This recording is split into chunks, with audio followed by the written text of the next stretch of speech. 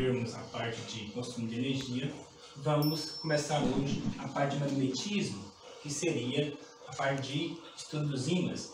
Então, o magnetismo, os primeiros relatos que se tenha conhecimento, que tenha surgido na Grécia Antiga, numa região de Magnésia, que hoje pertence à Turquia.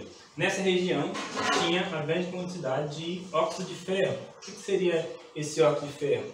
A forma dele é Fe2O3, tem duas moléculas de ferro, 3 de oxigênio.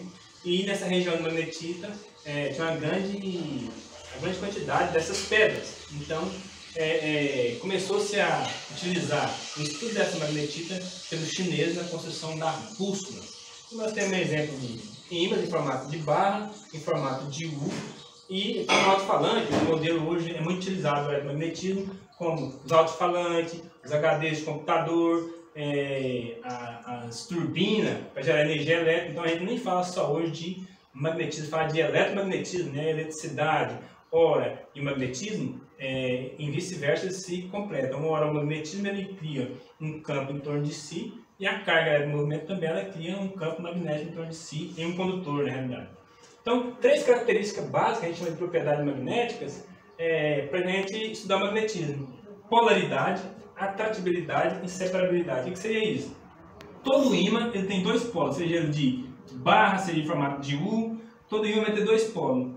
Polo norte e polo sul. Então ele tem duas extremidades. Cada extremidade, a extremidade dele é que tem maior poder de atração, que seria os seus polos. Os polos do ímã é que contém o poder magnético. Atratibilidade, o que seria isso? Vale para a lei da física que os opostos se atraem. Então, olha, eu tenho um polo norte e polo sul.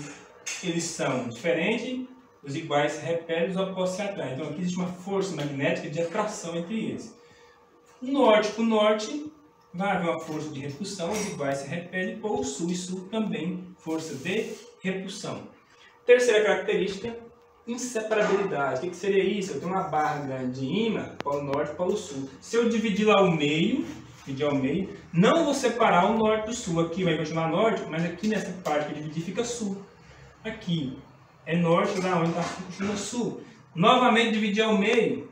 Então, eu botei norte, sul, dividir ao meio, norte, sul. Se eu cortar isso aqui, vai ter novamente norte, sul, até que chegamos à chamada fagulha de ímãs, e mesmo assim, não separamos o seu polo. Então, não tem como separar os polos de um ímã, certo? Então, essa é a terceira característica, inseparabilidade. Além disso, a gente estuda, já que existe no ímã, em torno de si, semelhante ao campo magnético, já que o campo elétrico, nós temos uma carga que em movimento ela geraria um campo elétrico. Na Terra, né, qualquer corpo na proximidade da Terra tem um campo gravitacional. Um corpo de massa M, próximo à Terra tem esse campo gravitacional. Já o campo magnético, se eu tenho um ímã, próximo a esse ímã, eu vou ter chamada linha de força, vai ter um campo chamado de campo magnético. Esse campo magnético, ele tem um local de saída dessas linhas e de entrada. Então sempre a gente fala mão aberta, negativo, sempre ele sai. Do lado de fora ele sai da parte do polo norte e ele chega no polo sul. Então, ó, quando tiver a mão aberta, linha saindo, indica que é norte. Está entrando aqui é sul. Lado externo. Internamente, aí essas linhas entram aqui, internamente elas continuam. Elas saem de sul e chegam a norte. A parte interna de um ímã. A parte externa sai do norte, mão aberta sai do norte, e chega ao sul. Então, os polos norte e sul vai ter a chamada linha de força, e essas linhas de força a gente dá o nome para isso de campo magnético, que é um campo de atração.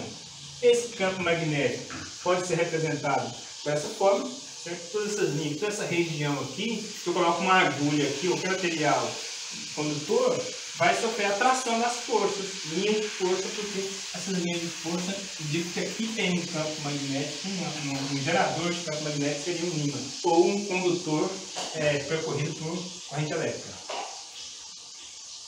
Nós vamos utilizar para fazer o cálculo do campo magnético, vamos recorrer à chamada carga elétrica ou carga gerada por esse ímã. Então o campo magnético vai ser calculado de 2 formas. Em fio retilíneo, um fio reto, eu tenho um fio reto. Por esse fio, coloco corrente elétrica. Carga elétrica, corrente tem movimento aqui. a gente sempre associa assim, eu vou segurar esse fio assim. Como eu seguro, o polegar sempre vai indicar o sentido da corrente elétrica. Se o fio estiver na vertical, o polegar de corrente elétrica saindo, então ele está entrando aqui no mindinho e saindo no polegar. Se o fio estiver na horizontal, a corrente elétrica está entrando aqui e saindo por aqui, certo? Então, o campo magnético vai ser dado em fio reto ou em material espiral, seria círculo, é um material circular. Eu vou ter nele também uma geração de campo magnético e estudar o campo magnético. Então, o campo magnético é representado por B, é um vetor, o campo magnético B é igual, a gente chama isso aqui de bemói 2πr, bemói 2πr, B, campo magnético, MO, μ0, a gente chama isso de μ0, seria uma constante, chamada de constante magnética, um valor fixo, e a intensidade da corrente que está entrando pelo fio, passando pela fiação, dividido por 2π vezes o raio, já que o movimento das linhas de indução que a gente viu, aquela linha imaginária, ele forma círculo, é elíptico aqui nessa região. Então eu vou calcular aqui o raio, isso aqui é a distância, até que distância esse campo magnético está entrando ou saindo. Vamos ver um exemplo aí. Um condutor da figura é percorrido por uma corrente de 5 amperes. Determine o modo, a direção e o sentido do ponto magnético. O ponto P que está a 2 centímetros do fio. Dado a μ0, aquela constante, sempre vai ter esse valor. 4π, faltou o π, 4π vezes 10 a menos 7 Tesla vezes metro barra ampere, seria a corrente elétrica. Então, eu vou ter essa constante sempre 4π vezes 10 a menos 7. E como o campo magnético é um vetor, sempre vai ter também um modo, direção e sentido, e aqui ele dá a resposta completa, porque ele é uma grandeza vetorial. Então aqui está a figura, certo? A corrente elétrica de 5 amperes entrando aqui, até 2 centímetros, aqui até aqui vem 2 centímetros, está havendo a interferência das linhas magnéticas. Então nós vamos resolver baseado nessa forma. Antes de resolver, a primeira coisa é padronizar. O raio é 2 centímetros, temos que passar para metros. Então eu vou dividir por 100, por 1 metro 100 centímetros. 2 por 100, tira o 0, põe aqui. 2 por 10 divide, tira o 0, põe aqui. 0,02. Ou com notação, porque é constante sempre bem notação. 2 vezes 10 a menos 2, né? A vírgula das duas casas para a direita, expoente negativo. Na forma, bemói 2πr. B é igual a 4π vezes 10 a menos 7, que é aquela constante, sempre vai ser esse valor. Vezes intensidade, que é 5 amperes, dado inicial, dividido por 2π vezes o raio convertido em metros. 2 vezes 10 menos 2. Então, multipliquei aqui, ó. 4 vezes 5, 20π, vezes 10 menos 7.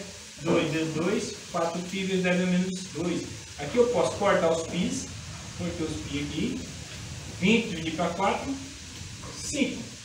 10 a menos 7, esse menos 2 está dividindo, negativo vai subir, multiplicando, vai mudar outro sinal, vai ficar mais 2. Então, 7 mais 2. Então, 5 vezes 10, 7 tira 2, menos 5 Tesla. Esse seria o módulo, o valor numérico. Ele pediu também a direção e sentido. Como o fio está na vertical, em pé, direção é vertical, qual que é o sentido? Eu pego ele sempre assim, que ele está em pé, então o sentido é de, a corrente entra aqui e sai aqui, o sentido é de baixo para cima. Então esse seria uma introdução, um breve resumo do campo magnético em fio reto. Nós vamos fazer alguns exercícios de GR8 para familiarizar. Bons estudos!